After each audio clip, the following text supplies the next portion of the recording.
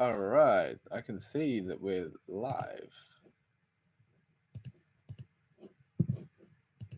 It's just I can't see anything on this screen, but we're good. We got all right. Let's get Instagram rolling,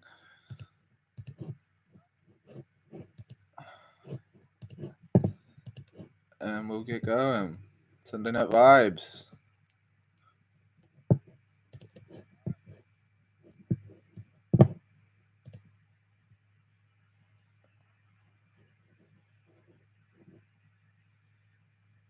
All right, Instagram should roll. All going well. It's usually quite good for. Let me just. Here we are. Like that. Yeah. So doing this on YouTube for now.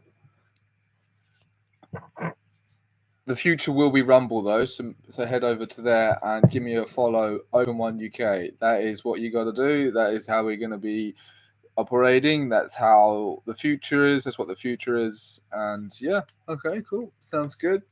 Looks like we're working.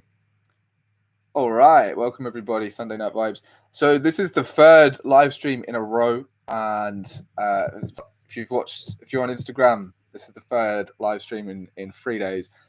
And I quite like it. It was fun. It's inspiring. It's good to get a back and forth from the community.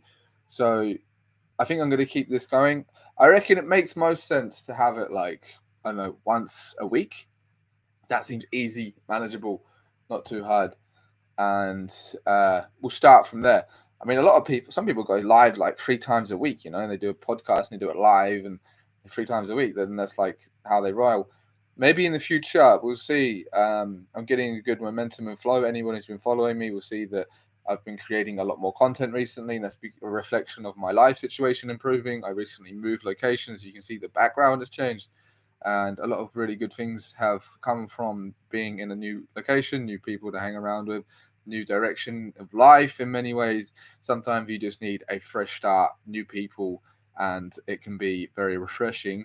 And couple that with sobriety and getting a good routine, I'm seeing very positive things manifest. So now that I'm getting consistency and we can see that it's becoming a positive thing to continue to make content and actually be in a good flow and a good state, and the ideas just keep coming and coming, and it's not like I'm trying to force it. It's coming. I'm sort of waking up and like, okay, let's do a video about this today.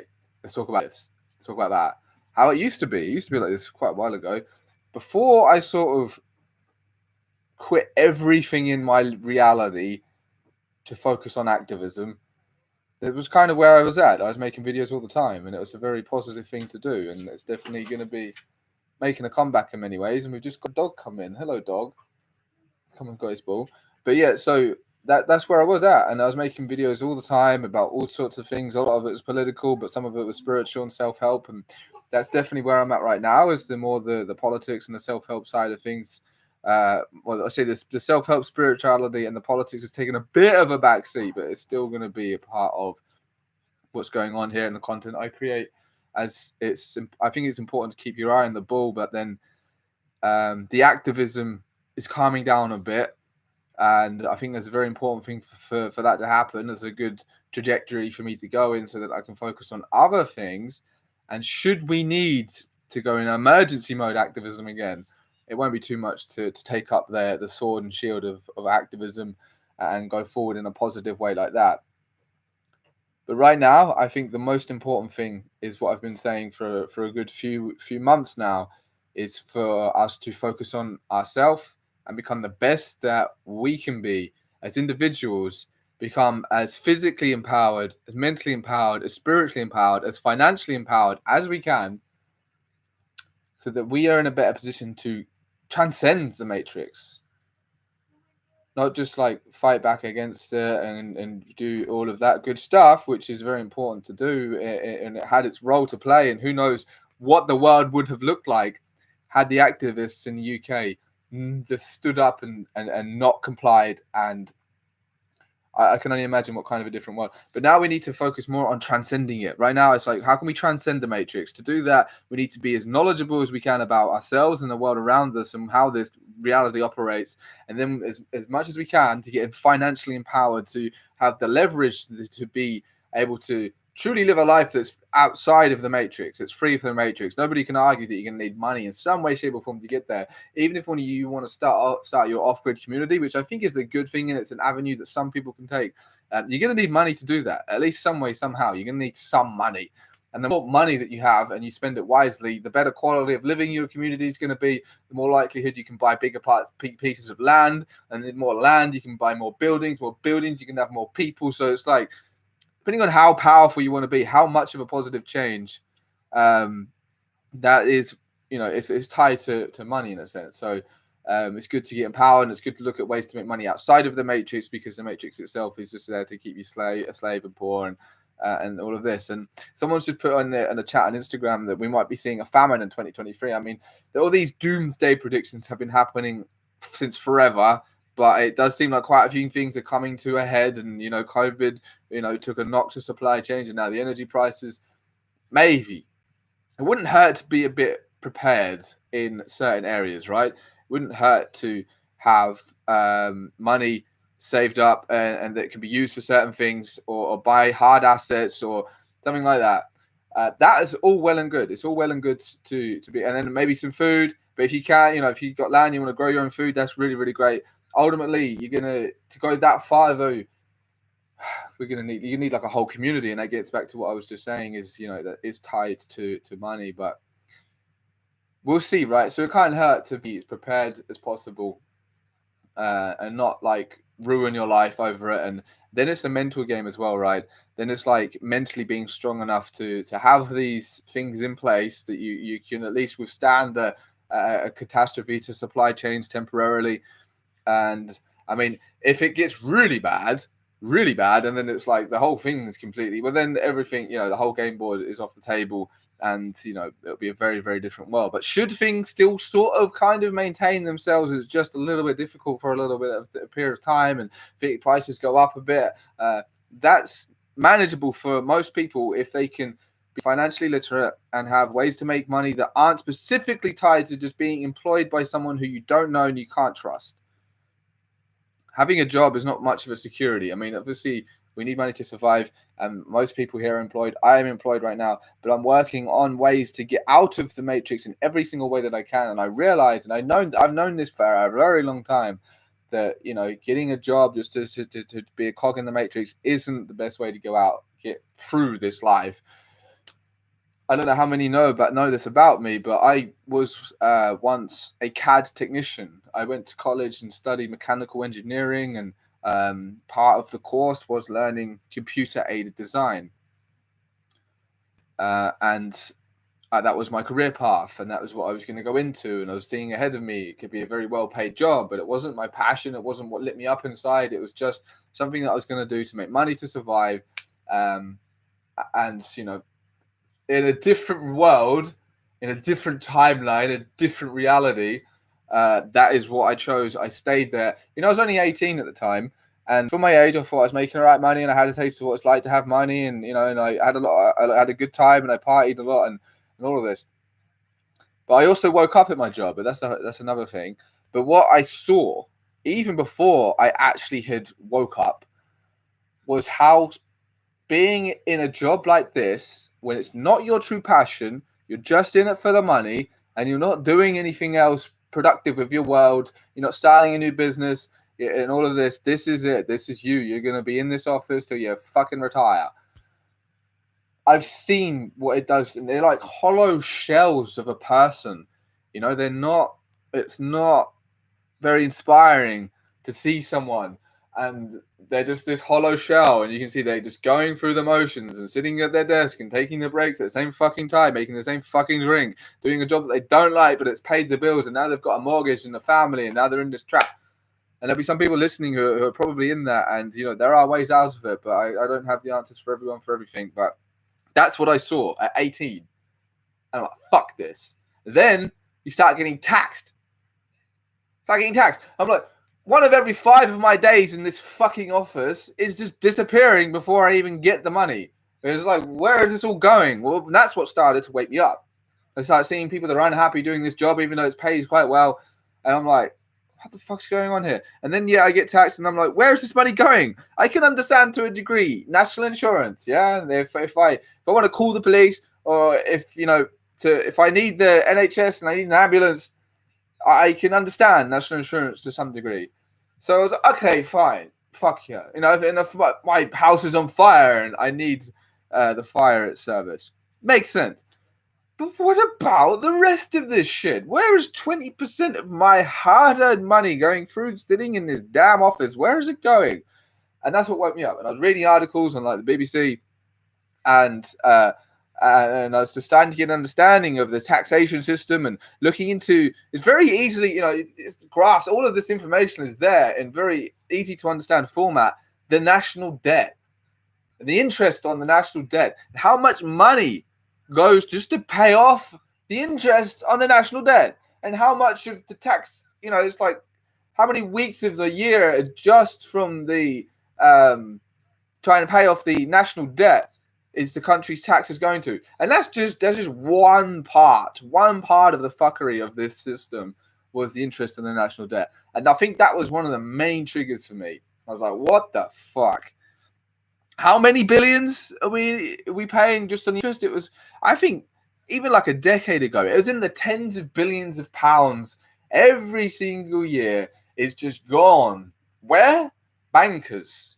What bankers? And then the rabbit hole begins. You start to really understand what's going on here. And that's what happened to me at 18. I saw all of this shit at 18. And that's what first woke me up. And that was when I decided to try some other things to make money. I had some success, some failures, and eventually I ended up quitting my job. And you can only imagine how my mum reacted when I told her that I'm going to quit this really cushy job that would set me up for a cushy life of being in the Matrix. And I studied for it and all this and that. She wasn't too happy. I think she cried. I remember, it was quite a sad moment when I told her, fuck this, mum, I can't do this anymore. And it only took me a year and a half to get to that point. And some people do this shit for decades. Fuck that. And I can remember, right? This is the cost of waking up, I suppose, but I don't regret the choice at all. My nan on my dad's side, when she found out the news of me quitting my job, she found out. I didn't tell her. Someone told her through the grapevine. Yeah. The next time I see her, I go to the door. I go to the front door, and I can't remember exactly what she said, but something like, "You quit your job, you idiot," and shut the door. I haven't spoken to her since. It's been over a decade. I've never spoke to my nan on my dad's side. Kind of sad, right? But fuck it. I take it any day for staying in the fucking Matrix. Fuck that shit. I'm so glad that I quit my job all the way back then. And I tried a few other ways to make money. Even though my life got really, really difficult, and a lot of it was self-inflicted, I could have been a bit smarter and build up a business before quitting my main job and not just jumped into it hell for leather. And it was pretty crazy, really, what I did. But it made me the man I am today. And I had a lot of hardship and suffering and negative experiences that formed my character, maybe stronger than I ever could have been if I'd have just stayed in the goddamn Matrix. And then life got hard, dark night of the soul. Fast forward a couple of years, and I went traveling. And that's a whole nother story. But traveling was like the best thing I ever decided to do. I was like, oh yeah, I'll just take 1 year to Australia. I'll buy a one-way ticket, and I'll come back next year. 4 years later, I come back. A completely changed man, a lot more hair. And I did actually have a really fucking long hair and a really, really long beard. This is pretty short to what I used to have. But yeah, that was the journey of me initially waking up and breaking out of the Matrix. And I'm so grateful that I did. And it's come full circle now. And but even when I did wake up, when I'm 18, I was so inspired by the people that took the time and effort to create Facebook pages and share things on these Facebook pages that were about sort of awake content or empowering self-help stuff, even just little memes of a little square that just says a nice message on it. when you just first started waking up, it was really nice to see these things. And you see that the page also has a lot of other conspiracy material, and you're like, yeah, you're clearly on the same wavelength as me. I'm really grateful you even just took the time to create this page and post these memes, because it was inspiring when you're surrounded by cogs in the machine who are just doing their job, and you do their job and sit in the box and do this. So I was very inspired by that. And I created my first ever Facebook page, my first venture into the online digital world. And that was Learn How to Think. And I created that in 2013, the 23rd of January. And the first 1,000 or so people that I got onto that page was literally just in my reality.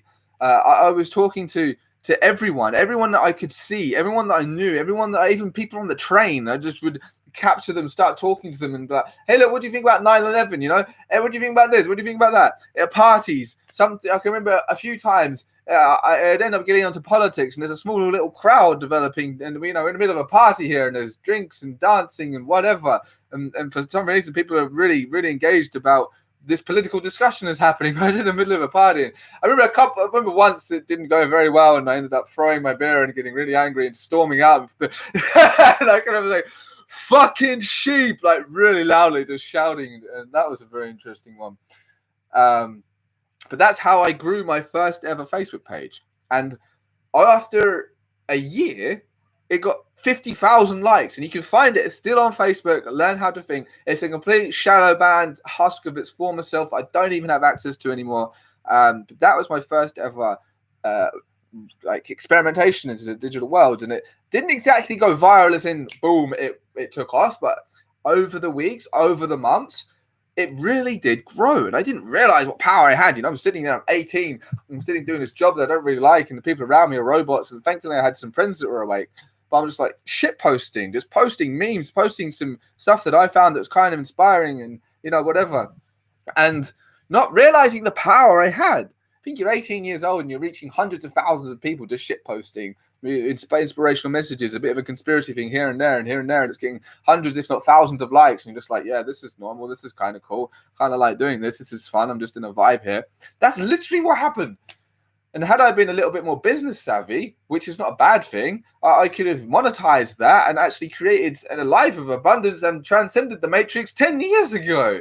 But never mind. I've come the route that I have, and I've learned all the lessons that's come from the path and journey that I've taken. But now that I realize now how important it is to have some sort of idea of business and how to sell something if you have a really good idea that's going to be able to help people. So now I'm becoming more into the financial empowerment side of things, because to get by in this world, we need to have money in some way, shape, or form, is what I started this live stream with. And what's the best way to make money? In my opinion, it's doing something that lights you up, that you love, that you really enjoy doing, and it makes money. It's valuable enough that you can make money out of it. And I don't think there's many things in this world that you can't do that. If you really, really love doing it and you get really, really good at doing it, there's not some way somehow to monetize it in this digital world. The passions that people usually find really, really interesting. There's you got to get really good at some of them. You need to be in the top 1% probably before you can monetize it. But that's it. And I think if anyone listening right now has a way of making money that they love, they really enjoy it, it just lights them up on the inside, and it is actually beneficial, it's actually of service to the positive side of reality. It's not conning anybody. It's not doing something that actually helps and feeds the matrix, because there are some ways to make money that you might really enjoy, but it comes at the cost of your spiritual self, and it rips people off, and it siphons away your life in other ways, in spiritual ways, but it's like fun in a sense. That isn't a win for me. It has to be something that lifts humanity up positively, and you really enjoy doing it, gives you passion, and then you can find a way to monetize it. That's what I think anyone listening to this live stream should be aiming towards, if they're not already. If you're not at least moving in that direction, if you're listening, you're thinking, I fucking hate my job. I'm like you 10 years ago, stuck in that damn office, just going through the motions, having the same tea break at the same damn time, making the same damn drink with the same damn fucking people. Then maybe it's time to think about trying something else. And my advice to you would be to not just jump into it hell for leather and just think fuck this and fuck everything. I'm just going to stop right now, instantly, tomorrow, without much of a plan, but I've got an idea of a few things I could try. That was very stupid. Very painful experience.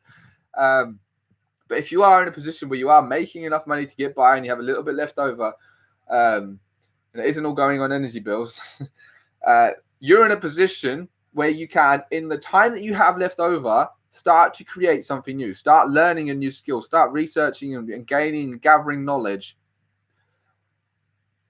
Because that is what I realized specifically, really, when I went traveling, was to be successful in this life, it's what you do with your free time.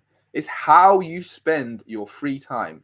And then you may be working 8 hours a day and commuting and 2 hours a day to get there, but you're still going to have some hours in the day where you're awake and you're still and you're not busy with life and maintaining yourself. And you can find the motivation and the drive there, if you really, really want it, to put that time you have in between your 9 to 5 into something productive, whether it's even just beginning with listening to podcasts about people that have what you want and are doing what you want. That is a productive step in the right direction. You make a 1% positive change every single day for a year, and your life will be incredible. It compounds, it builds up. So then it comes down to a question of energy. You might not have enough energy at the end of the day. You might be tired. Then you'd have to look into alternative ways to generate energy for the body, stemming from things like a very healthy diet or a solid exercise routine, or it's spiritual practices. There are practices out there like Qigong or Reiki or certain kinds of yoga, breath work, that you can do for 15 minutes, half an hour. And if you get really, really good at them, that takes time, practice, and dedication.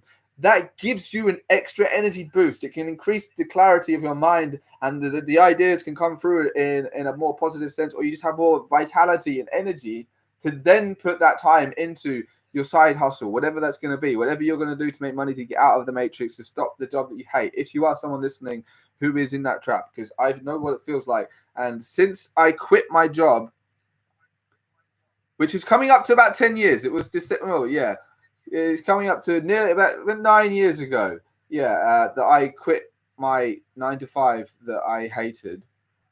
I haven't really lived in the same way in the Matrix since. Now, it's been, the first 2 years were incredibly traumatic and hard. Then there was 4 years of amazing traveling. Then I come back, and then there's been like the whole COVID mess for nearly 3 years. So, but then even within the whole COVID mess, anyone following now probably knows a bit about what I did back then with the great reopening. Even in a scenario like that, and it's lockdown, and businesses are closed, and it's looking really terrible for so many things. Even then, it's possible to make a business model that serves people and actually paid the bills. It was incredible. I never created the great reopening with the intention of I can survive off of this, but it took up my entire life. It was literally going from a pretty chilled existence. I was, doing a few hours a day, and I was creating my videos, and I was getting by, and I was enjoying myself. To boom, okay, now everything has changed. That's 16 hours a day, motherfucker. You are here. This is going viral. This is your life. Now you are leading the UK as an activist. Okay, okay then. And it didn't take too long. I did a poll after about a week or so. Hey, would you want to help? Would you want to pay the people working on this movement? 90% of people voted yes. And they were like, yeah, we want to pay you, bro, because the service you're bringing is incredible. And we really need it right now. And that was in the height of lockdown and the height of the COVID measures. So there's always opportunity somewhere. And I look back at what I was doing before that moment happened. I was already fighting back in my own way. I was already creating videos and building up a resistance. I created the Resistance UK back in like late 2020. This Telegram group, and also a WhatsApp group that I think still going, but I'm not a part of it anymore. It's a lot of running on its own. It's a bit quiet. I was already looking for ways to help and be of service, and and it just happened to be that activism was what did. And then I proved myself over time with consistently creating these videos, and obviously showing to reality, hey, look, I'm here to serve. This is my way of being of service. And then it really just took another whole fucking leap when I created the Great Reopening. And I've kind of kept that momentum going in some ways. It's quietened down a lot, and a lot of other life challenges after a while get in the way, and things become hard for me, and I had to go through some more spiritual progression, and I've come out of all of that even stronger than ever before. And now you can see, anyone who's been following and really knows what my background usually looks like, I've changed location, and now I've found a really awesome place to live with really awesome people, and it's helped me a lot. It's been a very positive thing for me to relocate. So sometimes that's all you need, but then that can be hard for people that have already built up a life where it's very hard for them to just drop everything and relocate. I mean, how many people can actually do that realistically? They can think, fuck this, I'm getting out of here, and then in 1 week, they're in a different place. That's it. Their entire life's changed. They're going to get a new job. Everyone in an entire new city. Their entire landscape changed. Going to get a whole new bunch of friends. That's the freedom that I have earned and achieved to a degree from 10 years ago, 9 years ago, 10 years ago, waking up, 9 years ago, quitting my Matrix job and going through the hell and suffering that I went through initially, from just doing it a little bit stupidly, a little bit unwisely. But I've achieved that level of freedom, and I'm not a fucking millionaire. And I imagine if I was a millionaire, this shit would be fucking easy. This would be super easy. But even though I'm not, there are certain ways you can live life that I can just do this. This has been my choice. This has been my choice, and I want to live like this for as long as I can. Maybe one day I'll settle down and have some children, but I want to be at least a millionaire by that point or something. Or at least have, looking at the world and thinking, we're having a pretty damn good time here collectively. There's enough of a path of opportunity for people that want to be freedom-loving to take a freedom-loving approach to life. Or we've actually defeated the bad guys to some degree, and then it's hunky-dory. But I don't know if we're going to see that. It's an interesting one when I think about it, because of how humans in many ways do define their reality by suffering, by going through hardship. And that's what made me the man I am today. And I'm sure there's going to be more challenges in my future. I pray to God and hope to God it doesn't have to be as hard as it has been in the past. I just have different challenges. So I don't know if we're ever going to completely destroy or defeat evil. We might just get it a bit more in balance, a little bit more in check, so that anyone who chooses to align themselves with the divine and the good side of life is able to do so. And it's a little bit easier maybe for them. Maybe that's how it goes. But I know that you have to earn your right to be a part of the divine team. You have to be, you have to really put in the effort and the time and the dedication to really show that you're worthy of being close to God and having all the benefits of being on that sort of path. And this is something that's still developing for me. And that's something that's a progression. And it's an interesting one. That's it. Yeah, maybe maybe it is idealistic to say I'll only have children when we've had a victory for the good guys. And I was just thinking about this today, and I actually wrote an article about it. You can go to my website, traviscook.uk, and see the article I wrote today talking about how are we ever going to truly defeat evil? Don't know. I get philosophical about it, and I'm like, I don't know if we're ever going to truly defeat evil. Maybe I just have to get into a better position myself where I'm like, okay, now I'm clearly financially able to provide for my children and not give them the life of just absolute luxury, because I cover that in my article, and how that could be a trap. If when rich kids are born into a rich family, they don't experience scarcity, so they don't know the true value of abundance. But that's an interesting one, and that's a very good point. And yeah, maybe it is idealistic to think I'll have children once we've defeated the bad guys, and I can just sort of sit on my rocking chair and think, yes, we did it. Defeated the Matrix. Or is it more realistic to say that I would help contribute to this life of reality and create a path for people to easier, maybe to transcend the Matrix, make it a little bit easier for people to break free and have a better way of living. Maybe that is part of what I'm here. I know that I've done a lot of that already, and even when I go back to the story of having learned how to think, the first venture online that I actually did, I think back of the butterfly effect of all the people that I helped on their awakening journey, and I was inspired to help on other people's awakening journey because I was so grateful for the people that took their time to help others. And I was like, okay, people they've taken the time here to do this. This has taken them time and energy and effort. It's helped me. It's shown me that I'm not alone, etc., etc. I want to give back. I want to give back to these people. I want to help. I want to help others, and that's how it started. And I can see that was why it was so successful. It was just a pure intention the pure intention of wanting to serve and to give back. And then I could have used that pure intention had I had a bit more of a business mindset to create a bit of financial abundance for myself in a secure kind of way. And then I could have been of even greater service to others. But that's all a lesson in itself. And that's something that, we just go through in life. We learn, we get better, we grow, we develop. And that's where we're at. So guys, it's been half an hour. This is the first ever live stream that I've done on a Sunday at 6 p.m. I think I'm going to keep this. I think I'm going to keep it. Yeah, we're going to go for probably about half an hour. But if you haven't already, subscribe to me on Rumble. It's just Open1 UK. And it's obviously the number one, Open1 UK. You can find me on Rumble. Subscribe to me over there, because once I get 100 followers on there, I can then live stream from there. And Rumble is censorship free. And I don't have to worry about what I have to say at all. I can just keep the flow going. The information just keeps coming through me, and the stories and whatever. And I don't have to think, oh no, I can't say that because the algorithm is going to pick it up and censor me. If you go to Rumble, if you haven't already joined Rumble, it's a very, very good platform. It seems to be the best censorship-free video platform. Head on over there, go to Rumble, and follow me, Open1 UK, and that will be the future. I think I'll stick to every 6 p.m. on a Sunday.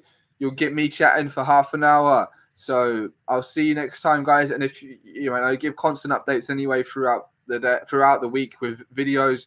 And I have a podcast tonight. I'm going to be recording episode 19 of the Open1 podcast, and I've got a very special edition coming for you guys. It's going to be a healers roundtable. I've got 3 amazing people that are going to join me for a call, and we're going to talk about all things energy and all things healing and all things alternative remedies. So stay tuned for that. That'll be getting posted in the next few days, maybe mid to late next week. But for the live streams, I really enjoy doing this, and I can see once I get into a good vibe, the stuff just flows through me. It's like channeling this information, and it's really quite a fun experience. And then the community chimes in and stuff comes through quite nicely like that. So head on over to Rumble, guys, rumble.com. That is like this censorship free video platform that's really looking to be the future. Instagram has shadow banned every single Open1 account that I have, even the international ones. I think there's like 2 left that haven't been shadow banned. It's a bitch. It's a real bitch. And I can only imagine the reach I would have if I wasn't shadow banned. And I know people like to stay on the app. They like the Instagram. It feels and looks nice. Rumble has a good app. Rumble has a damn good app. You can go to the App Store and download Rumble. You can do that right now. Follow me, Open1 UK, and 100 subscribers. I can live stream there, and I don't ever have to worry about the account getting closed down and losing connection to all you guys. It looks pretty damn solid on Rumble. All right, guys. Peace. Enjoy the rest of your Sunday. I'll see you next week.